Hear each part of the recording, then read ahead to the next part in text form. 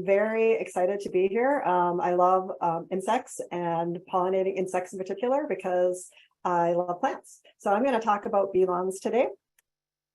And I wanted to tell you that I always find that people in presentations like these and long presentations get nervous that they're going to miss some pertinent detail. So at the end of this presentation, I'm going to give you a link to the resources that I use in this presentation, and also a copy of my slides. So you can go back and look at those. You don't have to worry about writing notes down so you remember everything. I also, on my slides, in maroon text, I'll have certain articles that I recommend that you read for more information on the topic that I'm discussing at that time. So let's get going. I can tell you a little bit more about myself. As the introduction said, I am a researcher. So I work in turfgrass science. And that is at our university, that's within the Department of Horticultural Science. I love plants. I do everything with plants. So I'm an avid vegetable gardener, native plant gardener as well. When I was in graduate school, I worked with native plants. So that's an interest of mine, a lifelong interest of mine.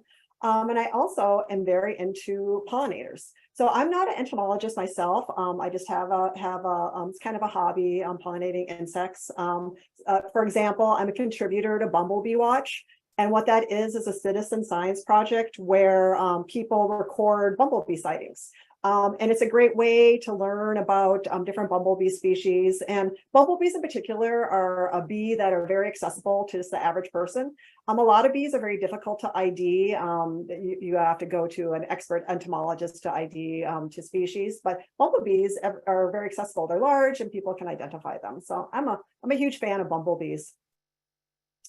So my gardening philosophy is food for me, food for bees. So I grow a lot of native plants. I don't restrict myself to native plants. I also grow some cultivars that are attractive to native species. I also grow a lot of vegetables, and I was looking for pictures for this presentation, and I found there's a lot of pictures of me holding things for perspective. So I went through a mini vegetable phase where I grew mini butternut squash and mini watermelons, and so that's why I have all these pictures of things in my hands. But it just kind of shows you I do like to garden for food for me, food for bees. Just things that you grow in your yard don't just necessarily have to be restricted to one category or another. So like in this example, I have some pollinators that I found on my cucumbers. So just even growing a lot of different things besides a bee lawn can provide food for pollinators. I want to talk a little bit about the program that I am part of. So that's the University of Minnesota Turfgrass Science. We have a really large group and we cover a lot of different research areas. I'm not going to talk about most of these research areas, but I just wanted you to see some of the past and present topics that we cover in our program. We do collaborate with University of Wisconsin-Madison, in particular with Paul Koch and Doug Soldat. As some of you might know those people. We have a large project where we're collaborating on solving winter stresses of turf grasses. So we do have some overlap in Wisconsin and Minnesota. So I would like to define what a bee lawn is. So this is my definition, and I think it's a very comprehensive definition. So a bee lawn is a low input lawn intentionally managed and or planted with forbs and or legumes that have flowers on which pollinators can forage for nectar and or pollen. So I have some of these terms bolded because I want to define these terms. I want us all to be on the same page when I use these terms. So low input lawn means a lawn that uses less fertilizer, it uses less water, it needs less mowing, you would use less pesticides on a low input lawn. So that's what I mean when I say low input. Forbs, so to define that term, forbs it's pretty simple. It's just a non-grassy flowering plant. So some of the forbs in this picture are in the purple and the pink. So legumes, that can be considered a type of forb. I like to put them in their own category for a reason that I'll talk about a little bit later. So legumes are just plants that are members of the legume family. And in this picture, the white clover, that would be considered a legume. Pollinators. So we call it a bee lawn, but that's just one category of pollinators. There's other categories of pollinators. There are butterflies, there are moths, there are flies, there are beetles, there are wasps. There's a lot of different types of insects that can be pollinators. So it's not just bees. And in Minnesota and Wisconsin too, hummingbirds are an example of a bee of a bird pollinator. So it's not, pollinators don't just have to be insects. Hummingbirds probably don't use a bee lawn too much, but it is a type of pollinator.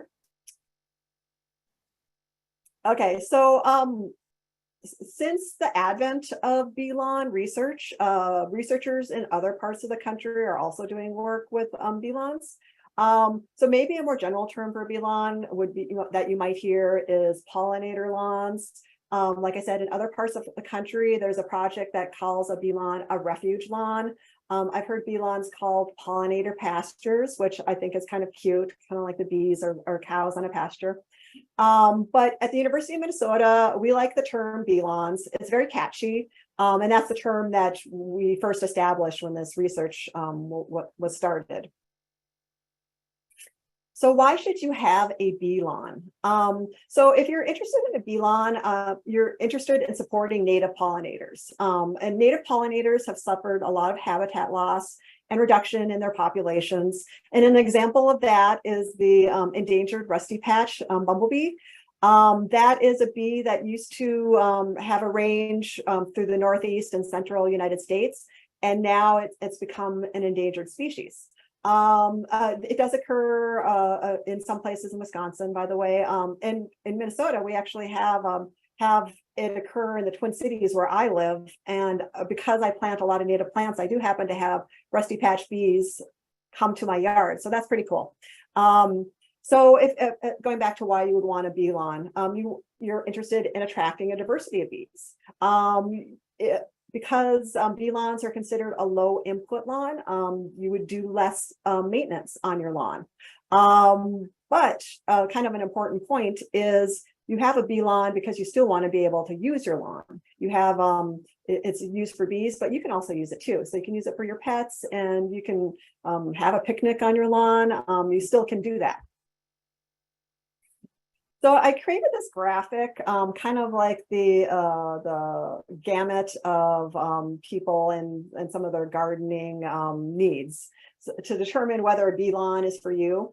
So at one end of the spectrum is a yard that is heavily used and heavily trafficked. Maybe you have several large dogs and kids that use your lawn for sports, or you are using your lawn for sports.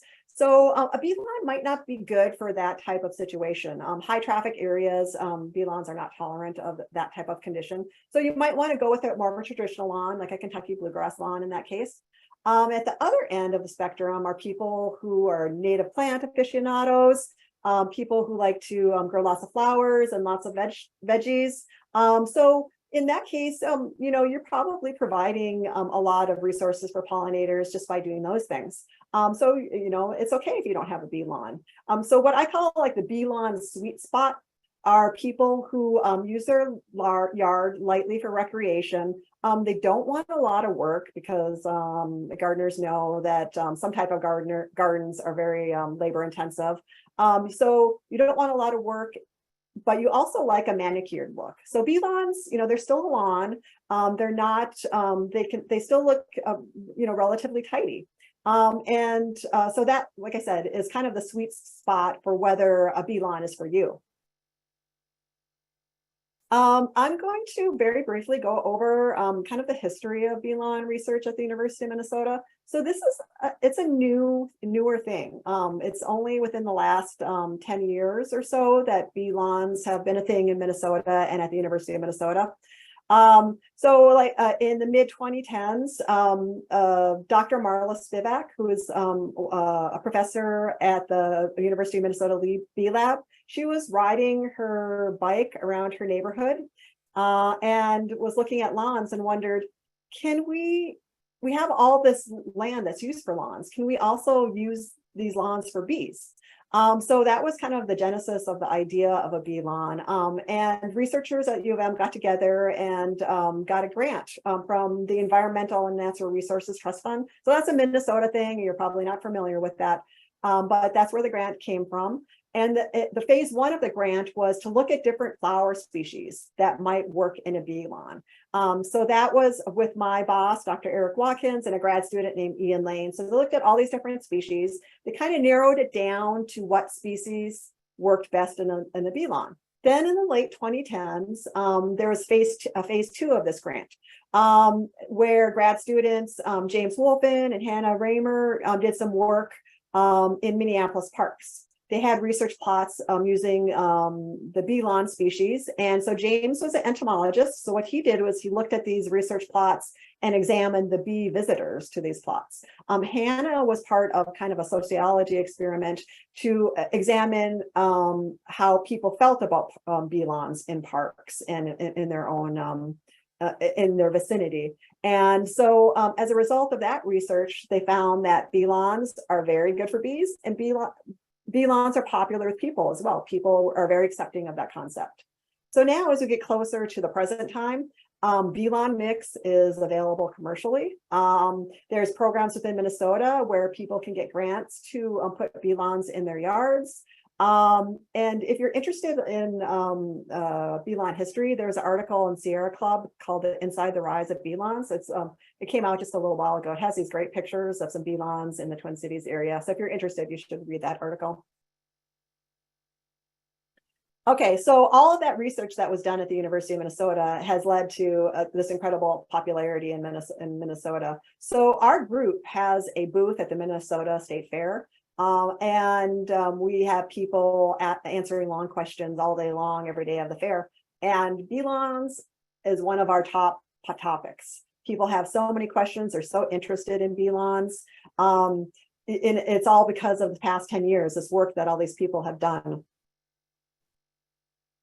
So I'm going to talk about what makes a good bee lawn flower. So the traits that are good for a bee lawn. So a flower in a bee lawn is something that can be mowed because it is a lawn, so you are going to be mowing it.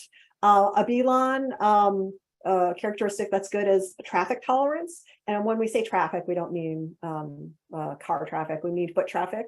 So the flowers that are in a bee lawn, you can still step on them and they bounce back just fine. Bee lawn flowers should flower under those mowing conditions. So that means they flower at a shorter height. It can't just be any flower. The flower has to provide food for pollinators. So that means what bees and other pollinators need is pollen and nectar. So a bee lawn flower should provide one of those two items. Bee lawn species should have a kind of the right level of competitiveness. They have to be competitive enough to grow with your lawn grasses, but we also don't want them to be too aggressive. We kind of want this happy medium. Bee lawn species should also be perennial. Your turf grasses are perennial, so you want those bee lawn species to come back every year and not have to worry about planting them over and over again. So in phase one of this research, the species that they found worked very well in a bee lawn. One of the first species that I'll talk about is self-heal. So there's a native version of self-heal. There's an introduced subspecies of self-heal. So the native version is lance leaf self-heal, and it looks very similar to the common self-heal. It just has a narrower leaf. So the lance leaf one is native. The common one is an introduced species, and it is kind of known as a weed in lawns, but they're both very valuable to pollinators regardless of their source. So self-heal is a member of the mint family, and for all your gardeners out there, you know mints tend to have a certain level of competitiveness in their growth. So self-heal pollinators. So this is based on James's research, the graduate student who worked in entomology. So in his research, he found that 95% of the bees that were found on self-heal were native, which is really good because we want to encourage native species. The bloom time for self-heal, June to August, relatively long bloom time. So it's basically blooming all summer. The flowers, as far as the pollinator food that they're producing, is mostly nectar. There's some amount of pollen, but the bees are going after, for the most part, nectar. So I think this is interesting. The type of flower that self-heal produces is kind of a long and tubular type flower. And so on the spectrum of bee sizes, it's either a large bee or a very small bee that can access the nectar. So the large bee, like a bumblebee, which is a group of bees that are the largest ones that we have, they have a long enough tongue to get down that tubular flower to get the nectar. But on the other end, small bees, they can kind of skip that part. They can just go directly into the flower and get the nectar that they need. So the second species in a bee lawn, in your typical bee lawn mix, is creeping thyme. That is also in the mint family. You'll notice a theme of things that are in your lawn that are in the mint family here. So creeping thyme is not a native species. That is, it's a cultivated species that is grown in gardens. So that it is related to culinary thyme, which is something like French thyme, which is a different species. It does, just like culinary thyme, the kind that people eat and use as an herb, it also has fragrant foliage. So it has nice smelling foliage so when you mow your lawn, you will notice that fragrance. So James's research found that 97% of the bees that were found on creeping thyme were native. So even though it's not a native species, native pollinators are utilizing that species. It has a very long bloom time, July to September. The flowers, kind of similar to self-heal, are producing mostly nectar for pollinators. And creeping thyme has very tiny flowers that attract small bees. And the picture I have here is French thyme. I didn't have a bee picture on creeping thyme. But the flowers are very similar, small little flowers, and small bees will be on creeping thyme. So the last flowering species in your typical bee lawn mix is my favorite species, and I think it's the most valuable species. So James, in his research, this is a quote from him, homeowners and land managers should allow white clover to persist in lawns due to its value to bees, in addition to the value of the nitrogen that it's producing. So like I mentioned at the beginning, a white clover is a legume. So I'll talk about that trait in a little bit. One thing I wanted to mention, so it's called white clover, but within your lawn, sometimes pink forms will pop up. So even though this is pink, it's still white clover, and it's not a red clover, which is a completely different species. So white clover in the legume family. So what that means is that it has this relationship with a bacteria called rhizobia, and it fixes nitrogen. So it's getting nitrogen from the air, and in this relationship that it has. And what that means is it doesn't need, once it's established, it doesn't need additional nitrogen fertilizer. And that's a really good trait because we don't want to have to use a lot of fertilizer for our lawns or for our bee lawns. Not only does it provide its own nitrogen through different pathways, it is also providing some nitrogen to your lawn as well. So that's a very good trait for a low input bee lawn. White clover is considered by a lot of people to be a weed, but in the past, like about 60 years ago, white clover was something that they added to lawn seed mixes, and people were intentionally planting white clover many years ago. So even though it's considered a weed now, it wasn't always considered a weed. And now with the advent of bee lawns, I would think that it's a good element in your lawn. So because it's already present in a lot of lawns, people know it is adapted to mowing.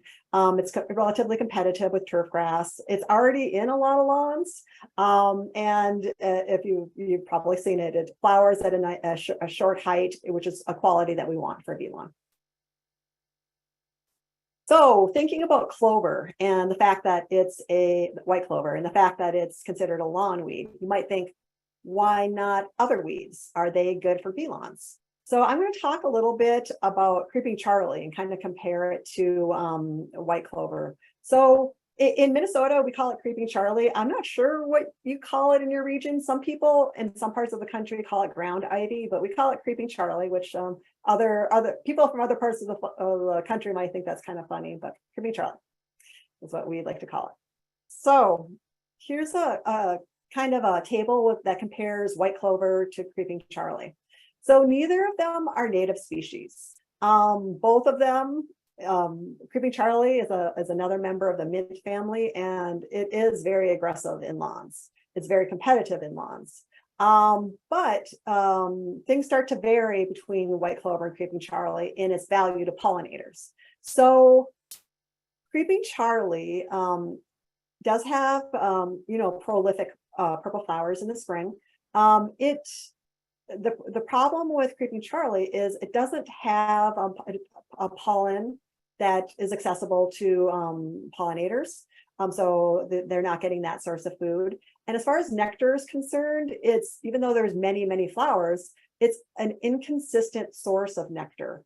So a bee will go to one flower and there might not be very much nectar in that flower. And then it might go to a different flower and there is more nectar, but it is kind of time consuming for a pollinator to utilize that nectar. And it tends not to be the first choice of pollinators, even though sometimes you'll see like a bumblebee on creeping Charlie.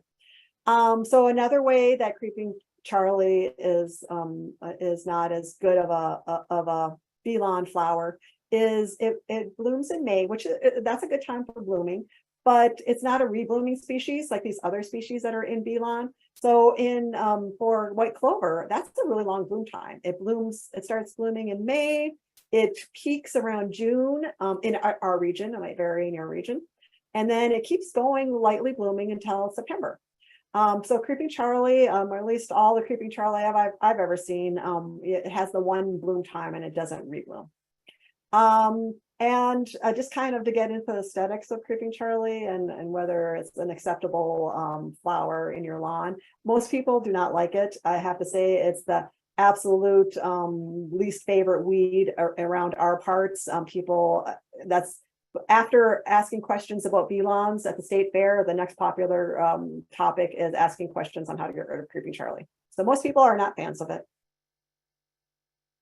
Okay, to talk about kind of going back a little bit to James's research and some of the findings that he had for pollinators on white clover, it is very accommodating to a diverse species of bees. So his research found over 50 species of bees. That's a lot.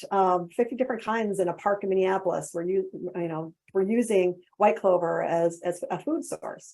A lot of people probably know this as well. White clover is a favorite flower for honeybees as well. Honeybees are an introduced species. They're an introduced domesticated species, but they love white clover as well. Beekeepers will plant special varieties of white clover as a source for their honeybees and for honey production. And incidentally, if you've never done this, pick up a fresh white clover flower head and smell it sometimes. It just smells like the essence of honey. So I really like that aspect of it, that it smells like honey naturally because it is the source of honey. So these are species in my that are different species of bees that I found on like white clover in my yard. You can see in the corner there's a metallic green sweat bee. Don't ask me to ID the other species. There's so many different kind of bees, and they can be hard to ID. But these are just 3 different species found within a day or two on my yard. And as I talked about at the beginning, it's not just bees that are pollinators. There's other pollinators that will use clover. The research that James did not look at other pollinators, but again, just looking at the white clover in my own yard, I can see like things like in the left-hand corner, a skipper butterfly. In the center is an eastern tail blue. Up in the corner, right-hand corner, there's a flower fly. It might look a little bit like a bee, but it's a fly. And it is considered a beneficial insect if you ever see those flower flies in your garden. So the adaptability of these bee lawn species. So Regardless of the conditions in your yard, there's one of these flowers will probably do well in your lawn. So Dutch white clover, that's the one that's probably the most, has the widest adaptation. It can grow in full sun, it can grow to part sun to part shade, it can tolerate a different range of soil types. Creeping thyme, that's considered more of a full sun species. So slightly shadier sites won't flower as much as it would in the full sun. It is also tolerant of sandy soil. And so if you compare that to self-heal, self-heal is actually not fully adapted to full sun. It likes some part shade. And it also isn't very adapted to sandy soil. And I've noticed in my yard that I have a quadrant of my yard that's very sandy soil, very sunny. It does not do that well in that part of my yard. So the soil pH for these species is very similar to kind of a typical garden plant. They prefer neutral to slightly acidic soil pHs. White clover can tolerate a little bit more as far as acidity of soil is concerned. That research of phase 1, where they were examining different species, they did look at more native plants. So there were some native plants that have potential, like ground plum, lanceleaf tickweed, calico aster. There's other things that we probably will look at in the future, native species like wild petunia, things like that, prairie violet. So we might in the future be able to provide more recommendations on things that are native. There is a local seed company that does have a native beeline mix. So that has the self-heal, the native self-heal, and yarrow as well as blue-eyed grass. So we have worked with yarrow in the past, and that does mow very well. But we haven't worked with these two particular species in a beeline mix. They are attractive to pollinators, and it is the company that produces the seed recommends that you mow it at a higher height. So that's like more like 5 inches.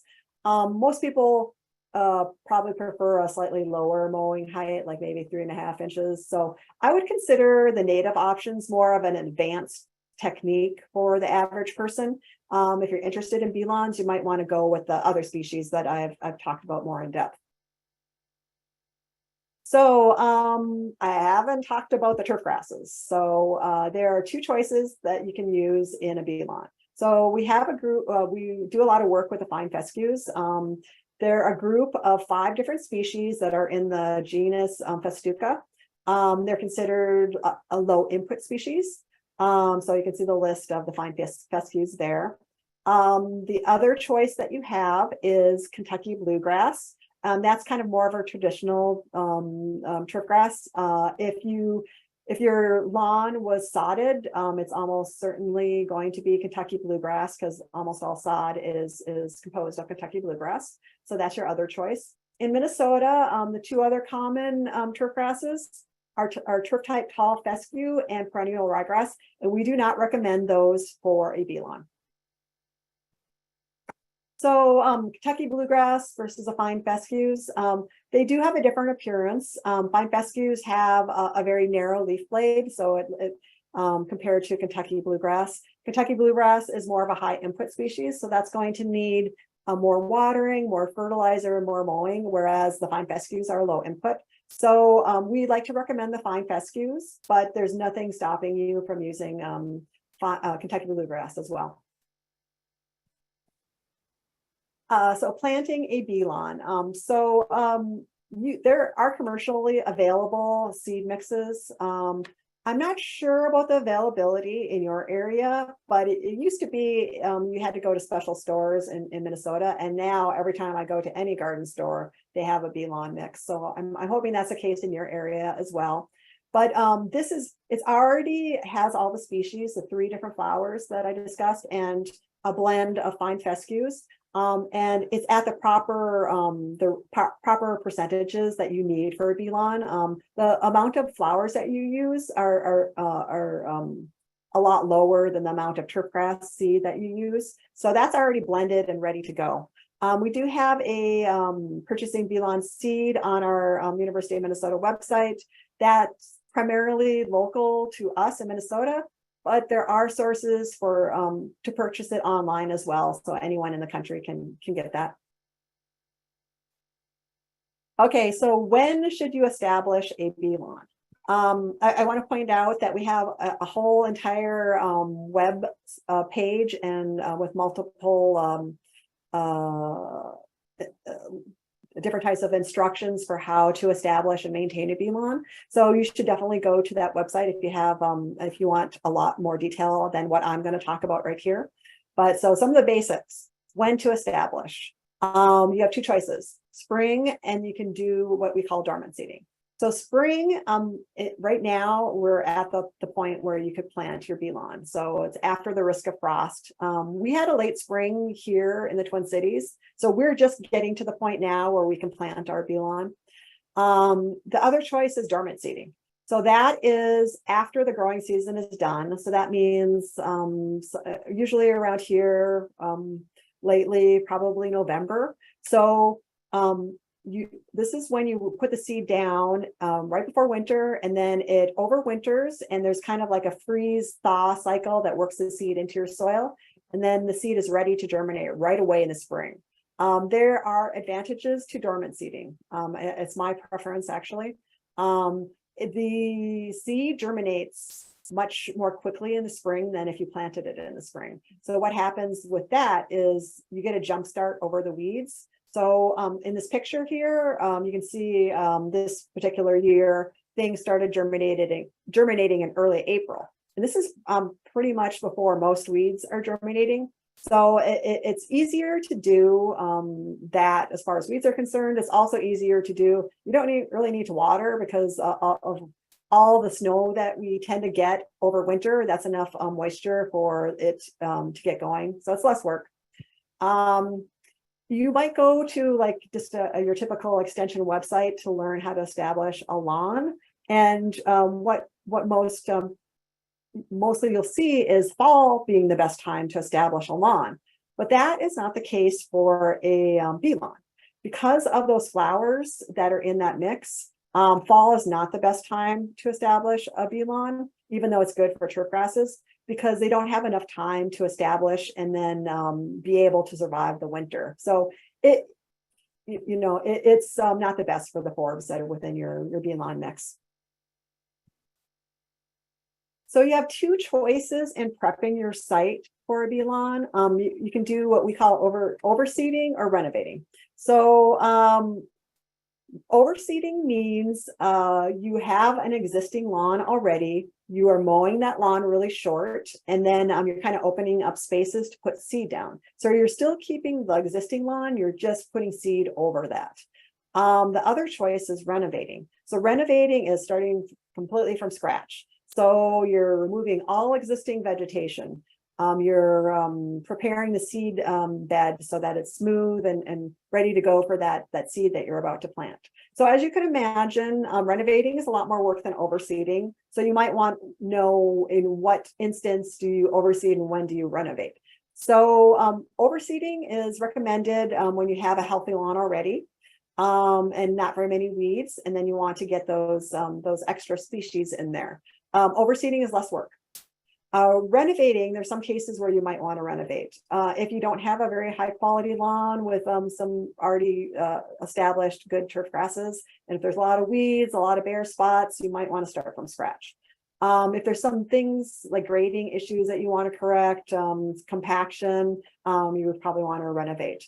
The last case where you might want to renovate is if you have a Kentucky bluegrass lawn and you're more interested in the low input fine fescues. And that's a case where you want to start from scratch as well. So once you have your bee lawn established, it is really similar to maintaining it is similar to a traditional lawn. If you're establishing it in the spring, you'll need to follow that water regime that you can find on our website to get it established. If there's long periods of drought, fine fescues are very tolerant of drought, but if a drought goes on for longer than like 30 days, you will need to provide some supplemental irrigation. Mowing a bee lawn, that is something that's a little bit different than a traditional lawn. You do want to mow it higher, so like 3.5 or 4 inches if you can handle that height. It's not only good for the flowers that are in a bee lawn, it's also good for your turf grasses as well. Fertilizing, so this is a little bit different. You use less fertilizer for a bee lawn than you would for a traditional lawn.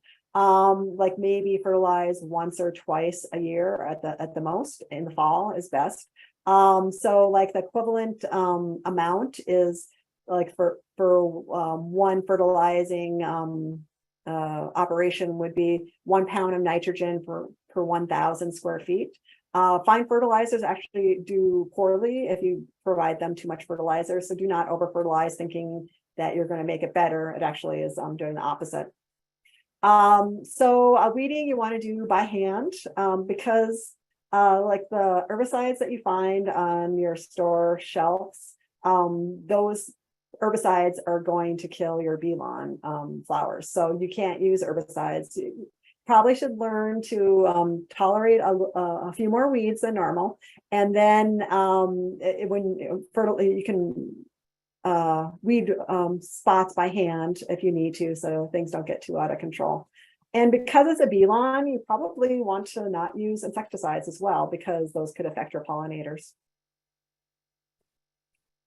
So I'm getting close to the end here. So some common bee lawn questions. Like I said, we have a booth at the state fair and we get a lot of questions about bee lawns. So one of the most common questions about bee lawns that I get is, do bee lawns grow in the shade? So unfortunately, deep shade is not a good spot for a bee lawn. Turf grasses don't do well in deep shade. They'll grow very thinly and sparsely. All of these flowers that are within a bee lawn, they need some sun, so they won't tolerate like the deep shade of underneath a maple tree. Even if they get established, they might not flower very much. And that's really kind of the opposite of the goal of a bee lawn. You want those flowers for the pollinators. So we don't recommend deep shade for a bee lawn. People ask a lot, will I get stung by bees? Most bees that are on a bee lawn, they're solitary bees, and those are docile insects. So they're not out to sting you. If there's a lot of pollinators on your lawn, because there happens to be a lot of pollinators at that time of year, I probably wouldn't advise walking barefoot on your bee lawn, because that could be a risky situation. So another question is, how long will it take to see flowers? So you might see some flowers in year 1 of planting. White clover can bloom relatively quickly. But for the most part, you're going to start to see most of your flowers in year 2. So that's how long that takes. The University of Minnesota Bee Lab does have yard signs. If you're interested, you can look on my resources page to get like a bee sign like that if you're interested. So I'm going to talk a little bit about bee lawns and No-mow May. So bee lawns actually do we advise people not to mow in May if you have a bee lawn? We actually don't. And there's a reason for that. So bee lawns, as part of the whole process and the design process and choosing these different species, those species are adapted to mowing. So they will flower at lower heights, and they don't need to be allowed to grow to tall heights to still flower. But overall, you want to mow your bee lawns higher in general. And bee lawns aren't really, there's not a lot of blooming yet from these species. They tend to, maybe the white clover will start a little bit in May, but it tends to be later in the summer anyway. So there isn't a great advantage to not mowing in May. And another thing about mowing is these species are, if you're a gardener and you're familiar with the concept of deadheading, mowing is actually beneficial to a lot of these species to encourage rebloom. So it's later on in the summer, when you're mowing, that's actually good, because you're getting rid of some of the dead flower heads and encouraging new growth and new flowers. And that's what the bees need. And this might be a little bit of a controversial topic. at University of Minnesota, we kind of have a alternative concept to No-mow May. We call it slow-mo summer, and that's just that people should mow higher and less often in general.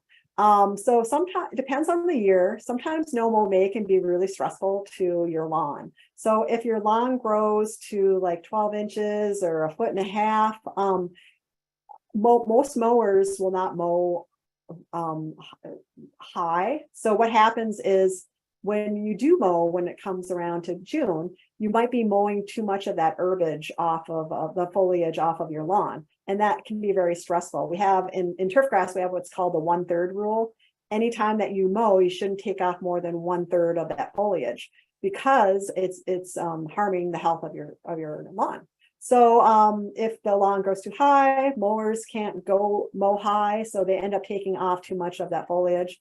You have to remove those clippings because otherwise you'll kill your grass, because if the clippings are so dense and thick that that you just can't leave those on there. And that means you have to bag your clippings or compost your clippings, and then that's removing nutrients from your soil.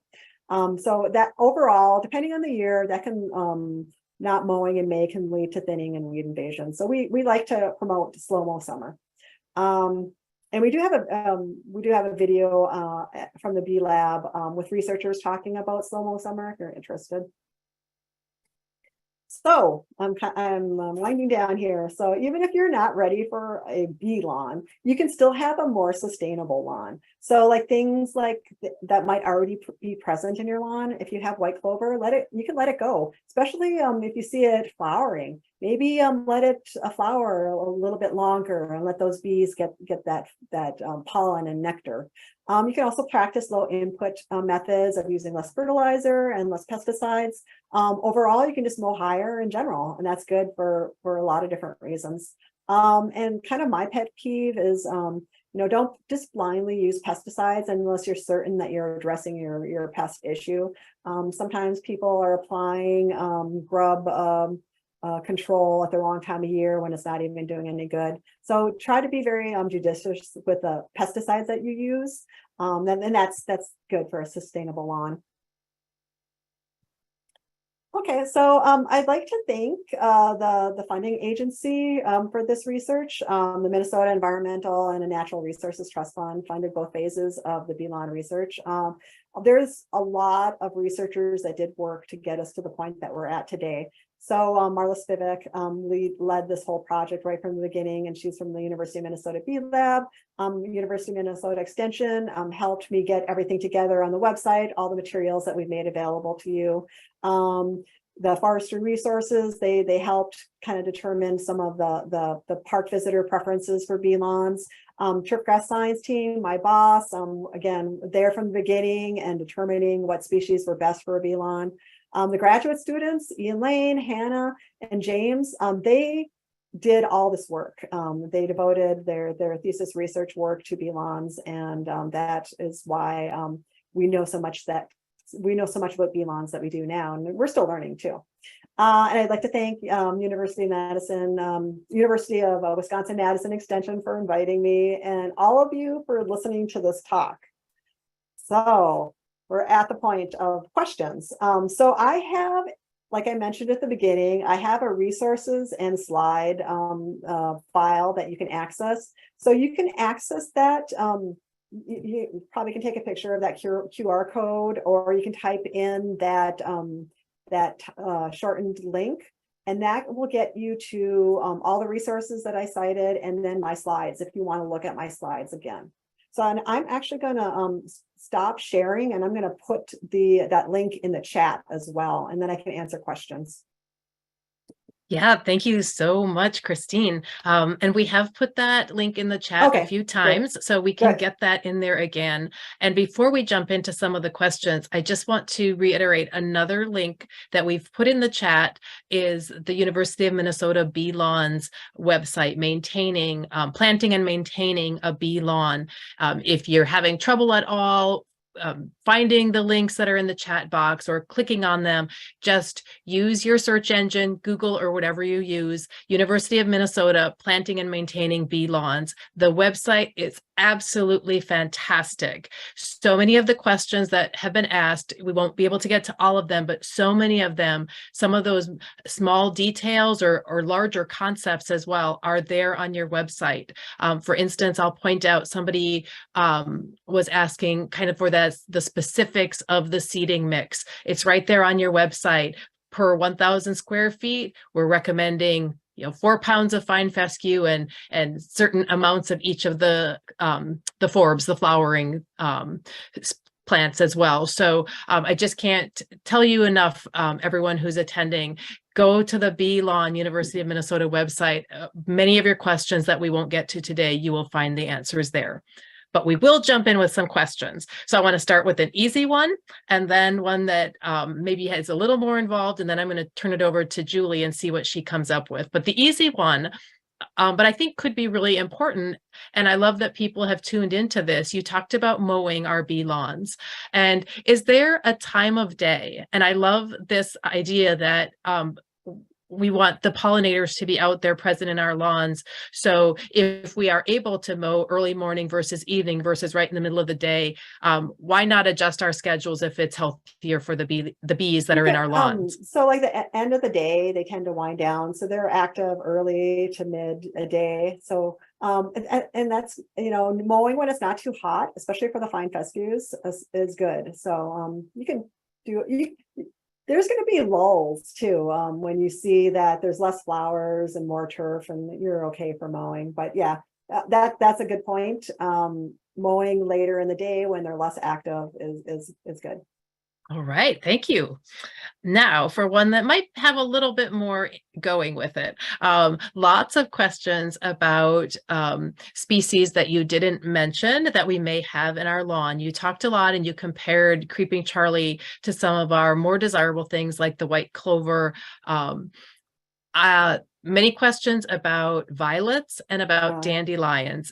I don't know if your research and the students' research, if it got to those details of some of those other species, but do you have any comments on those two in particular, which were wildly popular in the Q&A, dandelions and violets? I do have some comments on those. So the wild violets, so the common violet is a native species.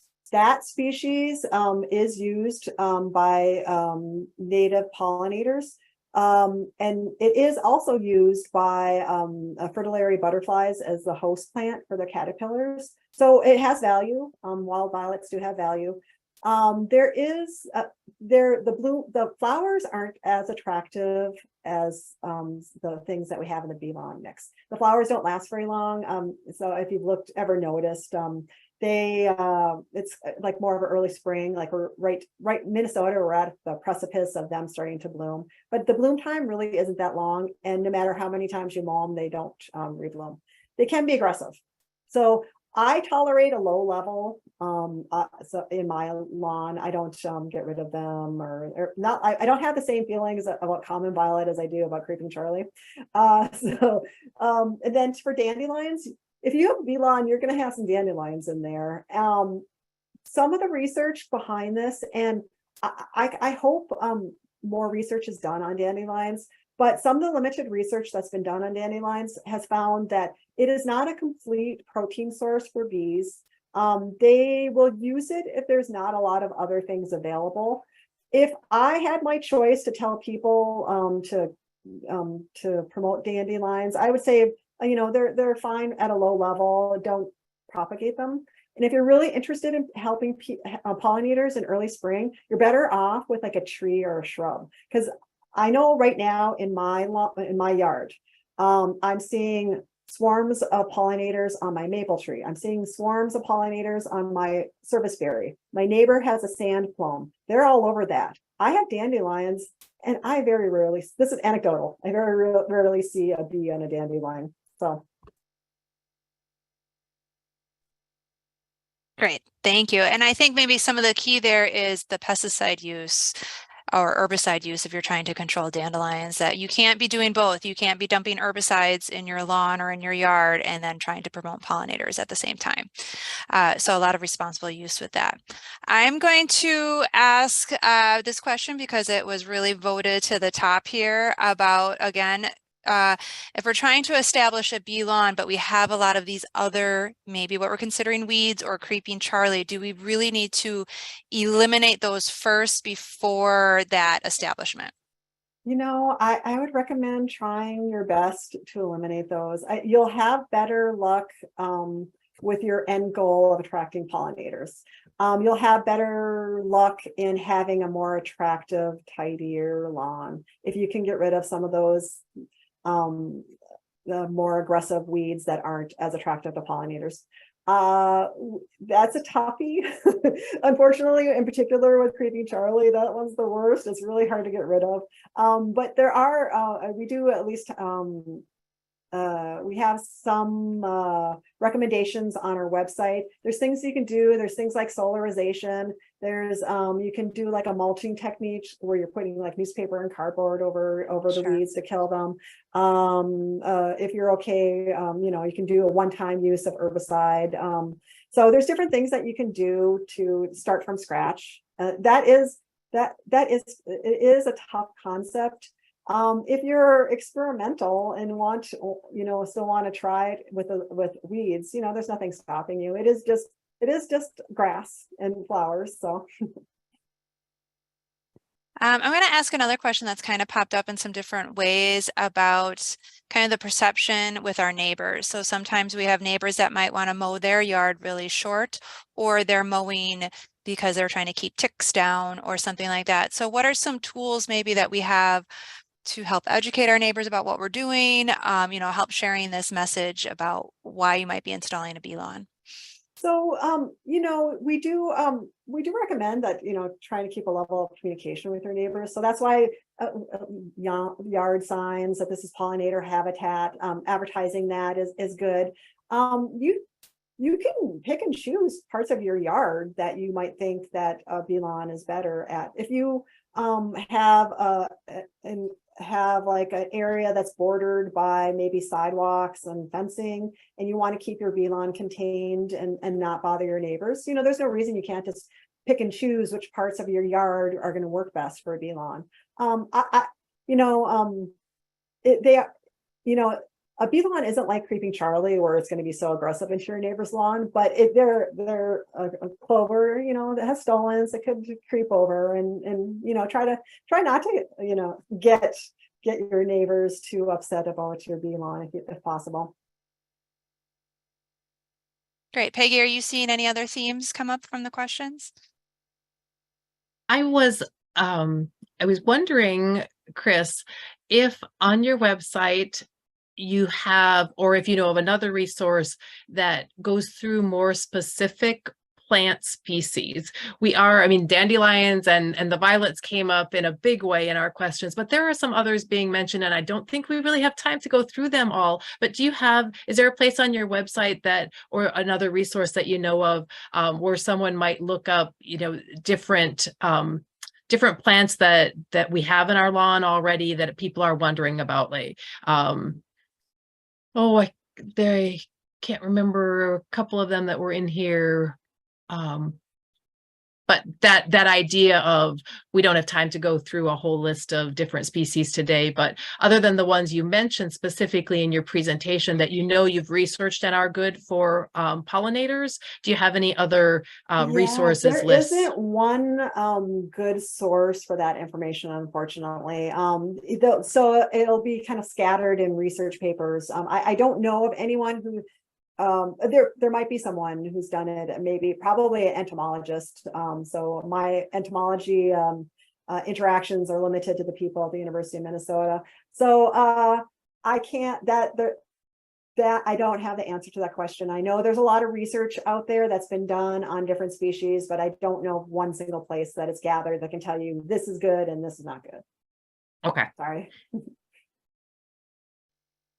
Another question that's popped up here, I'm going to jump in, is just a little bit more specifics about how to overseed or fertility requirements, or, you know, how to maintain that. So I would think that the Planting and Maintaining a Bee Lawn resource is going to have all that information, very specific details. Is that right, Chris? It does, and it has some common problems that people have too, that it kind of addresses that. And you know, if you do have problems, it's that what I like about working in turfgrass and bee lawns falls under that is it's easy to start over. You're not planting an oak tree. You know, if something doesn't work in the spring, where you're like, well, I'll try dormant seeding. We can still give it another shot. You have that ability to start again. That's a great message. That's good to know. Here's a little bit more of a specific question about the Dutch white clover in someone's backyard that they've let some large patches of it go unmowed. It's probably 8 inches tall now. None of it's flowering yet. Should they mow it or keep mowing around it? Oh, you know, if you don't want it to be that tall, you can mow it. It'll be fine. If you want, it's probably about to flower. We're really close to the season that it's going to flower. You can let that go. So the problem is that with never mowing that, it'll probably mowing promotes lateral growth. So if you don't mow it at all, it could start to become thinner and not as nice of a patch of white clover. I probably would mow it a little shorter than that. That's just me. Sure. Sure. It'll still bloom. White clover is amazing. So we have research plots that are golf greens at the University of Minnesota. So if you're familiar with how short they mow like a golf green, a putting green, it is mowed just like to less, like half an inch, just the tiniest height possible. And if white clover is in there, it will bloom at that height. It's just, I wish I should have included a picture. It's actually very amazing. You do not need to let white clover grow very tall for it to bloom. It'll bloom at incredibly low heights. Great. One question that's popped up a couple of times before we end here is about attracting deer to this. So now with the presence of clover, or maybe some of these other species, we already have, some people might have problems with deer browsing their desirable plants. So is this going to attract deer, or is it something not really we have to worry about? I kind of struggle. I have like a wildlife friendly yard, and when you have a wildlife friendly yard, you're going to attract wildlife. Right. Unfortunately, that's the nature of the business of being friendly to critters. So I know I feel like sometimes I get more rabbits because of that white clover. But the mint, I don't know. Don't quote me on this. I don't really have a lot of deer experience, but I believe a lot of members of the mint family are not attractive to deer. So I think creeping thyme and the self-heal, I don't know that they would be attractive to deer. I assume that clover in limited amounts might be, but I'm not the deer expert. I live in the city, so I don't see deer that often. Great. Chris, I want to thank you again for joining us today. Lots of great information. We have your handout in the chat. We'll make sure to post that with the recording of this as well. And our recording will be posted on our Extension Horticulture website in just a few days.